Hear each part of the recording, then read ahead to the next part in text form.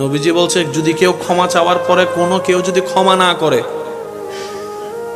সেজন্য আমি নবীর সুপারিশ আশা না করে। খুব মারাত্মক কথা কিন্তু। সেজন্য নবীজি বলছেন, হে আমার উম্মত, যা জামিলা হয়েছে, যার সাথে হয়েছে, তুমি ক্ষমা করে দাও, তুমি ক্ষমা করে দাও।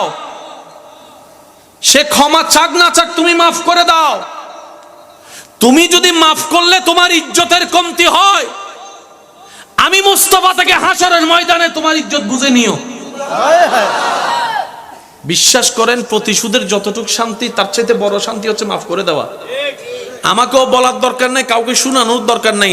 আপনার জীবনের সবচেয়ে বড় শত্রু, যে ইনডোর হোক, আউটডোর হোক, ঘরের হোক, বাহির হোক, যার সাথে আপনার বনেও না, যার সাথে চেহারা দেখতে ইচ্ছে করে না, এরকম কেউ থাকলে শুধু মনে মনে আমার দিকে তাকাই হলো কথাটা রাখার জন্য, শুধু মনে মনে বলেন, যা তোরে মাফ করে দিলাম। দেখবেন আপনার মনে এটা কেমন যেন একটা শান্তি লাগা শুরু করবে। বিশ্বাস করেন ভাই, রাগ, হিংসা, অহংকার এগুলো শয়তানের জিনিস।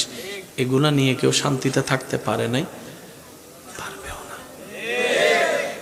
হারালেই জিতা যায় না, হারালেই অনেকে আছে কই মামলা করছে, আমি কি হারবো নাকি? দরকার হলে 10 কানি যা জমি আছে এগুলো সব বিক্রি করে দিব, তারপরও জিতে লাগবে। তো আপনি 10 কানি জায়গা শেষ করে আপনি জিতে গেলেন, এবার আপনার আছে কি? এবার আপনার ছেলে মেয়েরাই তো আপনার 14 গোষ্ঠী দোয়াই ফেলবে। বাস্তব যেটা সেটা বলেন না রে ভাইয়া। তো সেজন্য আল্লাহর ওয়াস্তে নবীর সুন্নত হচ্ছে জীবনে শান্তিতে থাকার সবচাইতে গুড ওয়ে। আল্লাহ পাক আমাদের সবাইকে বুঝার তৌফিক দান করুন। যদি আপনি আজীবন বেঁচে থাকেন, যদি আপনার কখনো মৃত্যু না হয়, যদি কখনো আপনাকে একা ঘরে কবরে থাকতে না হয়, তাহলে আপনার যা মন চায় তা করেন, যা মন চায় তা করেন। আর যদি আপনাকে একদিন মৃত্যুবরণ করতে হবে, যে কোনো মুহূর্তে কবরে একা থাকতেই হবে, তাহলে অনুরোধ রাখবো আপনার ঈমানি ভাই হিসাবে একবার ভেবে দেখবেন, একবার ভেবে দেখেন। 2টা মিনিট একটু ব্রেক দিয়ে একটু ভেবে দেখেন না, কোত্থেকে আসলাম,